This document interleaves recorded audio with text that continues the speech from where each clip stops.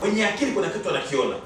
Simba, huyu kwanza ulisema uchezi kwenye barua rasmi, taarifa kwa umma.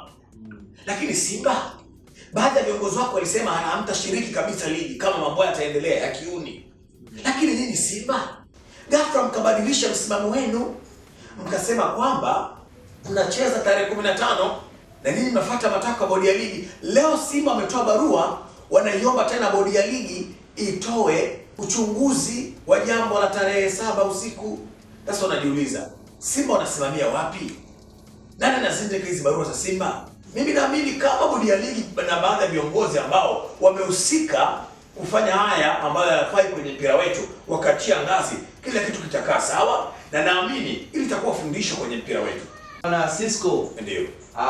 Mambo yamekuwa mengi kweli kweli. Yes. Na leo tumebahatika kuweza kukupata. Ndio. Kuna jambo nataka uweze kutujuza vizuri kabisa. Okay. Kuhusiana na hili sakata la dabi ya Kariakoo. Limeingia katika taswira mpya kabisa. Yeah. Na Simba Sports Club wameweza kuingia nao vitani kuweza kutoa taarifa kwa umma. Nimeiona.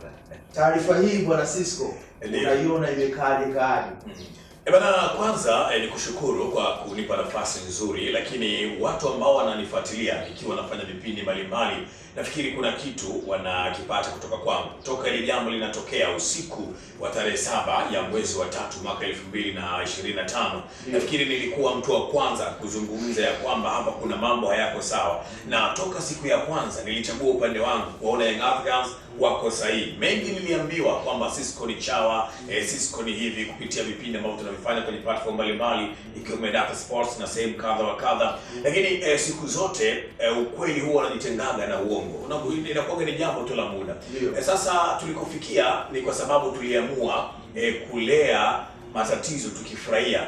Yaani tulikuwa tunalea matatizo tukifurahia kama vile ni vitu vizuri. Sasa hivi ndio kila mtu anakwenda kuona kwamba kuna changamoto. Imagine kuna baadhi ya wachambuzi waliamua kujimegea eneo lao. Yaani kwamba wao walikuwa wanahisi Young Africans wanadeka sana. Young Africans wamekosa pointi, wamekosa hoja. Lakini tazama sasa kile ambacho kimekwenda kuzungumzwa na Young Africans. Ndio. Kimekwenda kuzungumzwa baada ya kikao. Baadhi ya wachambuzi ambao walijimegea upande wao, na wao sasa hivi wanatafuta kichaka cha kujificha. Wanadai ya kwamba Young Africans walikuwa wameyaficha mengi. Sasa kama ni kweli wanayozungumza Young Africans yako kwenye weredi, mimi nahisi hapa tuna haja ya kuiunga Yanga. Ni kweli kuna mambo yalikuwa hayako sawa. Unanipata vizuri? Tafsiri yake ni nini? Huenda walichagua upande kwa maslahi yao binafsi, kwa sababu watu siku hizi wanahisi kupanda ndege ni kitu bora sana kuliko kusimamia weredi wa kazi zao. Waandishi tumekuwa hivyo kwamba tuko tayari kununuliwa taaluma zetu kuliko kufanya weredi wa kazi. Na mimi kuna maneno magumu na yatumiaga kwenye nyakati. Nasema ukiwa mwepesi kununuliwa taaluma yako kwa sababu ya jambo fulani na mwanaume mwenzako, ipo siku ya mwanaume mwenzako anaweza kutaka kununua wanaume wako kwa sababu ya kukosa misimamo. Hebu ndio ukweli kaka. Unanipata vizuri? Sasa ngoja nikueleze haya mambo jinsi yalivyo. Na tunaposema tuna vyanzo vya kuaminika, tunamaanisha kweli. Hili jambo ni zito. Ilipofikia hili jambo ni zito. Taarifa za kuaminika kweli kweli zinaeleza ya kwamba ni kweli Simba walikuwa wanafahamu ilikuwa namna gani ili jambo lilivyo ile tarehe 7, kwa sababu mengi tuliyazungumza. Si kawaida na si utaratibu wa hizi timu, kwa maana ya Simba na Yanga kwenda kufanya mazoezi siku moja kabla ya mechi. Lakini kilichofanyika, kuna namna watu wametengeneza sinema. Unanipata vizuri, ili mchezo usichezwe. Na mwisho wa siku pia bodi ya ligi ikaenda kuingia kwenye nini? Kwenye mfumo. Sisi tulipata taarifa za kidogo kweli kuzuia ya Simba usifanye mazoezi, lakini unafikiri si nyakati sahihi pia kumtaja jina, lakini tunafahamu na kwa sababu tumeambiwa na vyanzo vimethibitisha kwamba ni kweli kulikuwa na maelekezo 1, 2, 3 yalitokea, na ndio maana Young Africans wamepata nguvu ya kudai. Sasa kilichotokea sasa hivi, unajua haya mambo yalikuwa yanafanyika kimazoea, masara. Sasa kilichotokea kwa sasa, unaweza kusema kwamba Young Africans wameonyesha wao wako serious, hawataki kucheka na yeyote yule. Young Africans wanaitaka haki yao. Sasa kitu ambacho kipo nakupa hizi sasa za ndani kweli kweli ni kwamba mamlaka husika ya mpira wa miguu kupitia rais wake ilikaa na bodi ya ligi ikazungumza nao na mwisho wa siku pia ikawaomba kuwaambia ya kwamba jamani, tulikofikia ni kubaya, kama inawezekana mnaweza kujiudhuru ili tusiharibu mpira wetu na mambo mengine yaendelee, kwa sababu tulikofikia chai inaweza ikatokea puani. Ndio. Sasa inasemekana baadhi ya viongozi ambao wako kwenye bodi ya ligi wakasema haiwezekani. Ikumbukwe huu mchezo sisi wenyewe tumeahirisha kwa sababu ya mshinikizo wa watu. Ndio. Sasa kama tulifanya hivyo, kwa nini sisi tutoke? Yaani kwa nini ili tatizo litutafune sote wakati kuna cheni imesababisha yote haya? Na ndio maana ikasema kama inawezekana tuwaite Young Africans tuyazungumze, tuyamalize. Lakini sasa baada ya kuwaita Young Africans ikashindikana kwenda kuyamaliza, sababu Young Africans wanakwenda kwenye kikao wakiwa na misimamo yao kwamba sisi msimamo wetu ni ule ule. Na msimamo wao unatokana na wanachama pamoja na mashabiki. Unanipata vizuri? Na ndio maana hata baada ya kikao alizungumza Arafat Haji, aliwaambia wanachama kwamba nimekwenda kwenye kikao hapa, tumekwenda kwenye kikao, kilichokwenda kuzungumza ni kile ambacho nyinyi wana Yanga mmetuagiza. Sasa umeona pia CEO wa bodi ya ligi Almas Kasongo amezungumza mengine ya kuyazungumza. Ali Shabani kama akaenda kuyazungumza na yale ambayo tusiyajua. Tumekwenda kusikia madudu mengi yanayoendelea kwenye mpira wetu. Sasa nakupa hii nyingine. Simba wanao akatoa andiko lao. Simba ikumbukwe hii mechi wahusu. Yaani hii mechi sio mechi ya mchezo, hapana. Yaani mechi ya Yanga na bodi ya ligi. Simba kwa nini anaingilia? Ukitazama vizuri pia kwenye kuingilia Simba kuna maandiko ya wekundu wa Msimbazi Simba yanakuwa yanotolewa hivi leo yanasema kwamba wanahitaji na wao uchunguzi ili watu wachukuliwe hatua. Mchezo.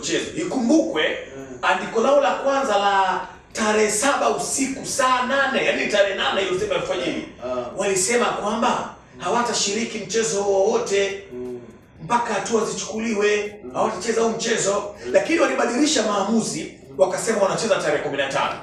Leo kwenye barua yao wameungana na Yanga bila kupeana mikono. Yaani Simba wameiunga hoja ya Yanga bila kupeana mikono. Ndio maana wamesema uchunguzi ufanyeje, utoke. Lakini kumbuka tarehe 15 Simba alikuwa na promota na kwenda kucheza. Leo hii yeye anadai nini? Uchunguzi. Wenye akili kuna kitu hapo wanakiona. Yaani kwenye haya mambo yanaendelea, wenye akili kuna kitu wanakiona. Simba, wewe kwanza ulisema uchezi kwenye barua rasmi, taarifa kwa umma. Lakini Simba, baadhi ya viongozi wako walisema hamtashiriki kabisa ligi kama mambo yataendelea ya kiuni. Lakini nini Simba? Ghafla mkabadilisha msimamo wenu, mkasema kwamba tunacheza tarehe 15. Na nini mnafuata matakwa bodi ya ligi. Leo Simba wametoa barua wanaiomba tena bodi ya ligi itoe uchunguzi wa jambo la tarehe 7 usiku. Sasa wanajiuliza Simba wanasimamia wapi? Nani anazindika hizi barua za Simba? Nyuma yake kuna nini ama kuna drama? Unakuja kuuliza maswali mengi. Lakini ni kwamba Simba wanachokifanya wanakijua. Bodi ya ligi wanachokifanya wanakijua. Na mimi nakupa hizi taarifa uende usipate popote. Toka ile sakata lianze mimi nimesimama kwenye upande mmoja. Na sasa hivi watu wengi wanakuja kwenye upande kwa sababu tuliamua kusimamia ukweli. Na ukweli ndio tunaenda kusimamia. Nisikilize nikwambie. Hii ishikilie vizuri mno. Hakuna dabi tarehe 15. Hebu irudie ile kauli. Hakuna dabi tarehe 15 ya mwezi wa 6 2025. Sasa iko hivi. Kuna kamati ya uchunguzi. Itaundwa kamati ndogo ya uchunguzi kwa ajili ya kufanya uchunguzi wa hili jambo. Na uchunguzi huo utabezi kwenye yale ambayo Young Africans wameyasema.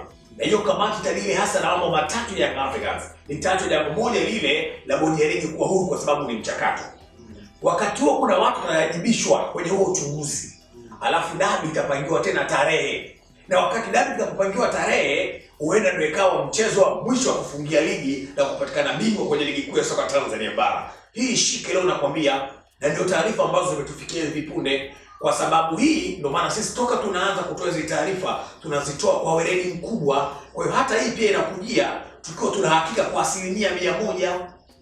Wanipata vizuri Steve? Vizuri kabisa. Kwamba kinachoendelea sasa hivi kuna mambo hayako sawa kwenye mpira wetu na baadhi ya mamlaka zimeamua kuingilia kati na hivyo sasa ndio wataamua kutengeneza iko kitu ambacho kinaitwa kamati ndogo ya uchunguzi kwa ajili ya kulimaliza hili, na itafanyika hivyo na sote tutashuhudia.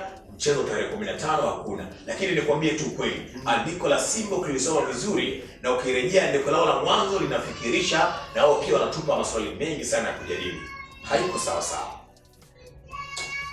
Kwa hiyo Bwana Sisco, unadhani nini kifanyike kwa haya ambayo yanaendelea mpaka hivi sasa ili tuweze kunusuru mpira wetu? Mimi nafikiri mengi yamezungumzwa na watu wengi sana, lakini tunaendelea kukazia tu msumari. Nikwambie kitu kimoja ndugu yangu Steven, mwiba ulikoingilia ndipo pale pale unapaswa kutokea. Kaka, mwiba huwezi kuingilia mguuni ukatokea kwenye mkono. Hilo jambo haliwezekani. Tafsiri yake ni nini? Unajua mpaka leo tunakwenda kuwataja viongozi wa serikali kwamba wao waliingilia maamuzi kwenye mchezo wa tarehe 7, tarehe 8. Tafsiri yake ni kwamba bodi ya ligi pamoja na vyombo vinavyosimamia mpira vimeshindwa kujiongoza, ndio maana wakaruhusu mamlaka nyingine ziingilie mpira, jambo ambalo sio sawa. Tafsiri yake ni nini? Hata wenye mpira ya wao kwa maana ya CAF kidogo kuzipata hizo taarifa hawatafurahishwa na hiki, na huenda tukakutana na lungu baya sana, umeelewa vizuri, kwenye mpira wetu. Sasa kama mlishindwa kusimamia mpira mkaruhusu watu wengine, si vigogo si nani, waje watuingilie kwenye mpira,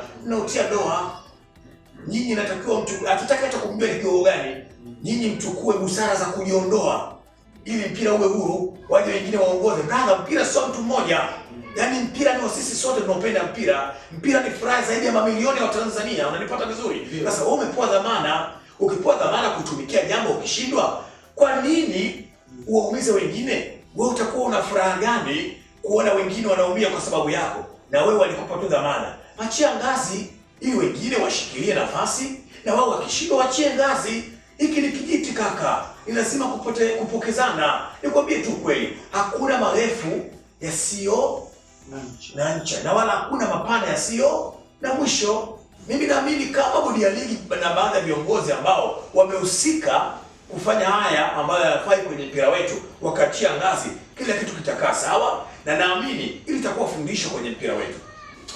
Bwana, tunakushukuru sana Bwana Sisco. Na mimi nakushukuru sana brother. Asante. Shukrani sana.